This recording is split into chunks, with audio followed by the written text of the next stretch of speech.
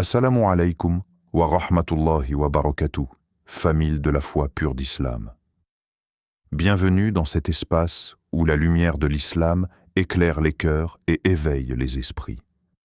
Ici, chaque vidéo est une occasion de se rapprocher d'Allah, de renforcer sa foi et de découvrir les merveilles de notre religion. Abonne-toi et rejoins cette belle communauté qui avance, pas à pas, vers la vérité et la paix intérieure. Combien de fois passons-nous à côté d'un signe sans même le remarquer? Un mot, un regard, un verset, une douleur, une perte, un rêve. Tout dans ce monde a un message. Mais ce message n'est pas adressé aux oreilles, il est destiné au cœur. Aujourd'hui, ce message peut être pour toi. Et si c'était celui que ton âme attendait depuis longtemps? Ne détourne pas ton regard, car il se peut que ce soit ton appel, celui que ton cœur reconnaîtra avant même que tes mots ne le comprennent. Et nous leur montrerons nos signes dans l'horizon et en eux-mêmes, jusqu'à ce qu'il leur devienne évident que c'est cela, la vérité. Coran 40 et 1,53. Ce n'est pas la voix, ce ne sont pas les gestes, ce ne sont même pas les prières murmurées à la tombée de la nuit. La première chose que Dieu regarde, c'est le cœur. Ce cœur qui bat sans que tu y penses. Ce cœur qui ressent avant que tu comprennes. Ce cœur qui se contracte quand une vérité te traverse, comme un courant silencieux. Dans un monde qui juge l'apparence, la performance, le bruit, Dieu commence par ce qui est caché. Et toi, où commence ton regard? As-tu déjà observé ton propre cœur comme on observe un ciel d'hiver, vaste et profond, chargé de nuages ou traversé de lumière? Le prophète Muhammad, paix et salut sur lui, nous a laissé une clé, une image, pas un long discours, juste une vérité organique, vibrante. Il y a dans le corps un morceau de chair qui, s'il est sain, rend tout le corps sain. S'il est corrompu, rend tout le corps corrompu, et c'est le cœur. Le cœur comme noyau. Le cœur comme premier filtre de la lumière divine. Le cœur comme tambour silencieux qui dicte la danse de tout le reste, les pensées, les actions, les intentions. Mais comment va-t-il, ce cœur? Est-il encombré de choses non dites, de blessures non traitées, de colères mises sous silence?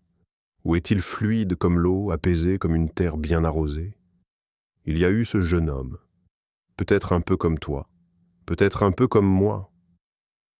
Il s'est approché du prophète, les épaules lourdes, l'âme fatiguée, et il a dit simplement « Ô messager d'Allah, j'ai le cœur dur ». Il n'a pas demandé un miracle, et il n'a pas reçu une prière magique. Le prophète lui a donné une direction, une action, un geste de guérison. Caresse la tête de l'orphelin, donne à manger aux pauvres.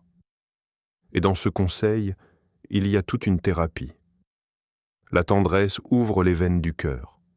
La compassion nettoie ce que l'orgueil a encrassé. Et les mains qui donnent purifient ce que la langue n'a pas su exprimer. Car Dieu regarde là où les autres ne regardent pas. Il ne s'arrête pas à la façade. Il descend dans les couloirs secrets de ton être. Et au jour où tout sera dévoilé, les biens, les enfants, les titres, les discours, rien ne pèsera autant que cela. Le jour où ni les biens ni les enfants ne seront d'aucune utilité, sauf celui qui vient à Allah avec un cœur saint. Coran 26, 88 à 89. Alors pose la main sur ta poitrine et écoute. Pas le bruit du monde, pas le tumulte de ton esprit, mais ce battement, ce souffle, cette promesse. Le cœur, le premier récepteur, tu as tout, ou presque. Tu avances, tu réussis, tu ris même parfois à gorge déployée, et pourtant, ce vide. Pas un vide bruyant, mais quelque chose de plus subtil. Une absence qui ne fait pas de bruit, mais qui pèse. Un creux, logé là, quelque part entre la gorge et le ventre. Invisible, mais tenace. C'est peut-être ton âme. Pas ton esprit, pas ton mental, pas ton personnage social. Non, ton âme. Cette chose délicate et éternelle que tu as oubliée. Ce passager silencieux que tu as laissé seul dans un monde qui hurle. Le monde te parle fort, sans arrêt. Notification, notification, distraction, objectif. On t'applaudit d'un côté, on te critique de l'autre. Mais au fond, il y a ce murmure. Une voix intérieure, presque effacée. As-tu pensé à moi ton âme, moi celle qui t'a été confiée avant ta naissance? Parfois, elle pleure, mais tu n'entends pas. Parfois, elle crie, mais tu tournes le dos. Elle t'envoie des signes, une lassitude soudaine, une envie de solitude, un besoin de silence au milieu du vacarme.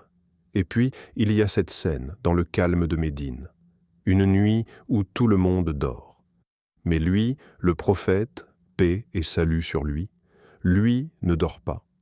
Ses larmes coulent sur ses joues, ses soupirs se perdent dans l'obscurité. Quelqu'un ose lui demander « Pourquoi pleures-tu » Et sa réponse traverse le temps. Comment puis-je dormir paisiblement alors que l'ange de la trompette a déjà mis sa bouche sur la trompette et attend l'ordre d'Allah? L'univers est suspendu.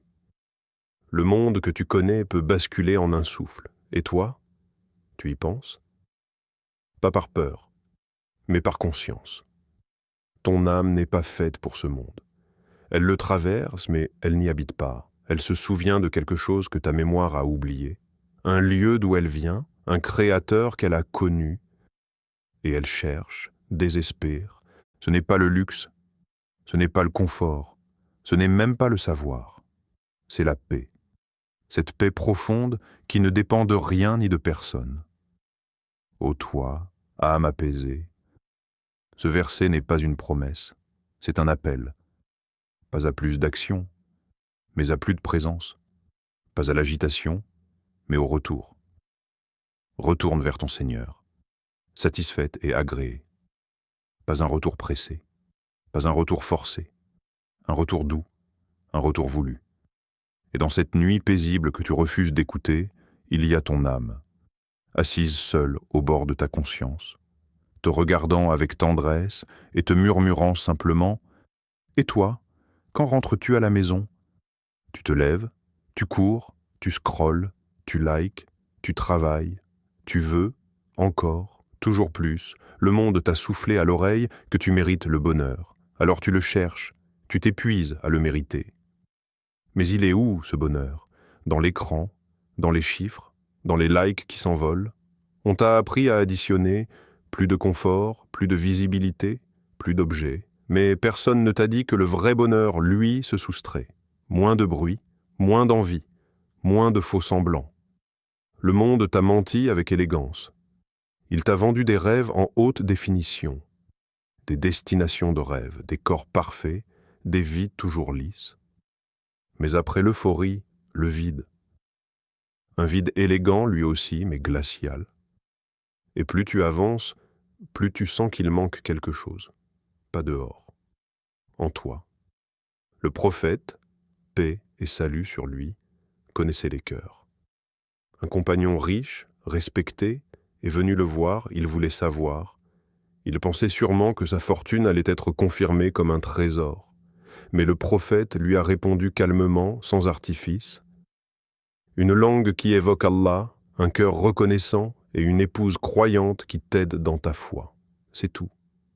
Pas un château, pas une entreprise internationale, pas une montre de collection, juste un cœur, une langue. Une relation sincère, simple, mais lourd, très lourd de sens. Ce monde te vend l'image, Dieu t'offre la substance. Ce monde veut te divertir, t'endormir, t'aveugler. L'âme, elle, veut se réveiller. Elle veut du vrai, de la paix, pas du plaisir maquillé.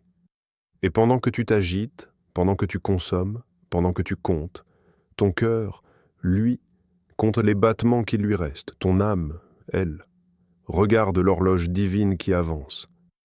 Et le Coran te rappelle avec une clarté tranchante.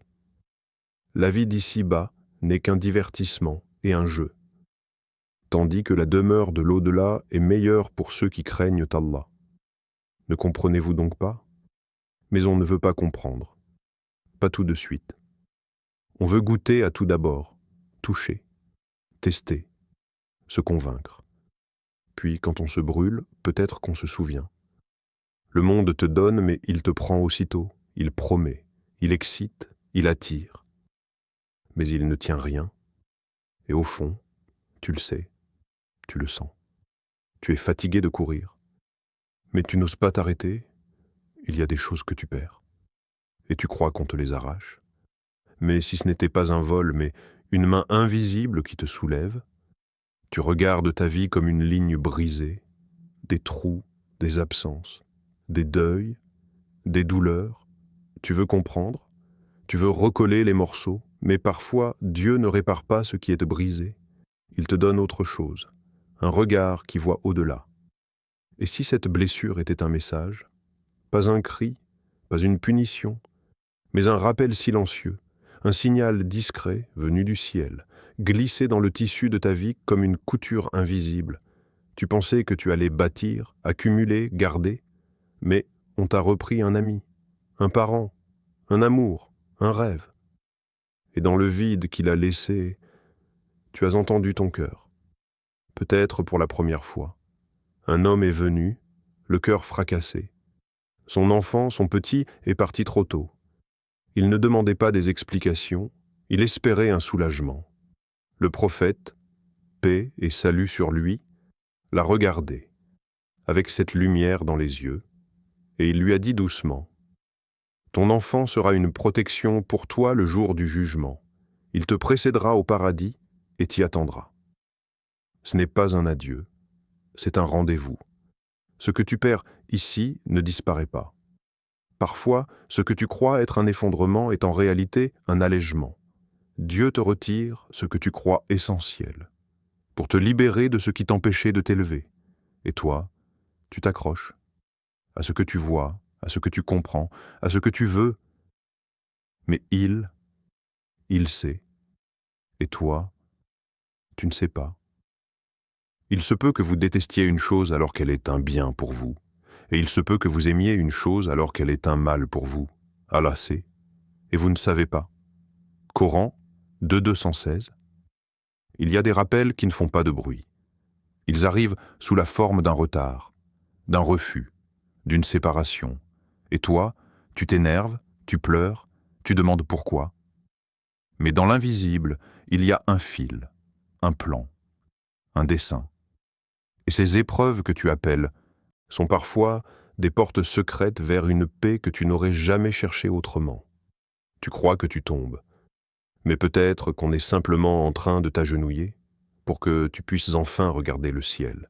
Tu as couru longtemps, tu as cherché loin, tu as pensé qu'il fallait mériter, prouver, accomplir des exploits pour qu'il t'écoute enfin. Mais si c'était plus simple que ça, et si ce que tu cherchais était déjà là, non pas au sommet d'une montagne, ni au bout du monde, mais en toi, silencieux, présent, patient, tu respires. Alors tu es déjà plus proche de lui que tu ne l'imagines. Nous sommes plus près de lui que sa veine jugulaire. Coran 50.16. Tu n'as pas besoin de perfection, pas besoin d'être un savant, un héros, un modèle sans faille. Tu as juste besoin d'être sincère, authentique, vrai. Un homme est venu, un jour, avec cette peur que tu connais si bien. Il ne voulait pas mentir, il voulait savoir. Il a demandé au prophète, paix et salut sur lui, « Si je ne fais que le strict minimum, serai-je sauvé ?» Et le prophète a souri, un sourire tendre, plein de lumière, et il a répondu, « Oui, si tu es sincère. » Ce n'est pas la quantité, c'est la vérité du cœur. C'est dire « je crois », et le penser, c'est prier, même si tu trembles. C'est aimer Dieu, même avec un cœur abîmé. Tu n'es pas qu'un corps, tu es une lumière. Et cette lumière, Allah l'a déposée en toi depuis toujours. Tu l'as juste oubliée, recouverte, ignorée. Mais il n'a jamais cessé d'attendre ton retour. Il a vu tes erreurs, tes fautes, tes chutes. Et pourtant, écoute bien ce qu'il te dit. Pas une menace, pas un reproche, mais un appel, un souffle de miséricorde. Ô mes serviteurs qui avez commis des excès contre vous-mêmes, ne désespérez pas de la miséricorde d'Allah, car Allah pardonne tous les péchés. Oui, c'est lui, le pardonneur, le très miséricordieux. Coran 39, 53. Alors reviens, pas demain, pas quand tu seras prêt, mais maintenant, comme tu es, avec tes cicatrices, ton passé, tes doutes. Reviens, non pas par peur, mais par amour, par fatigue aussi parfois. Reviens vers celui qui ne t'a jamais oublié, même quand toi tu t'étais perdu. Car le véritable miracle, ce n'est pas de ne jamais tomber, c'est de savoir que même à genoux, tu peux encore lever les yeux et dire « Me voici, Seigneur, je reviens ». Ce message n'est pas venu à toi par hasard. Il vient peut-être répondre à une prière silencieuse. Il vient peut-être consoler une blessure que tu caches. Mais surtout, il vient te rappeler que tu es aimé, que ton Seigneur ne t'a jamais abandonné. Tu es encore là, tu respires, ton cœur bat. Alors tant que tu vis, il n'est jamais trop tard. Reviens à lui, ne serait-ce qu'avec une larme, une intention, une prière. Et tu verras que ce message, c'était peut-être le début de ta renaissance.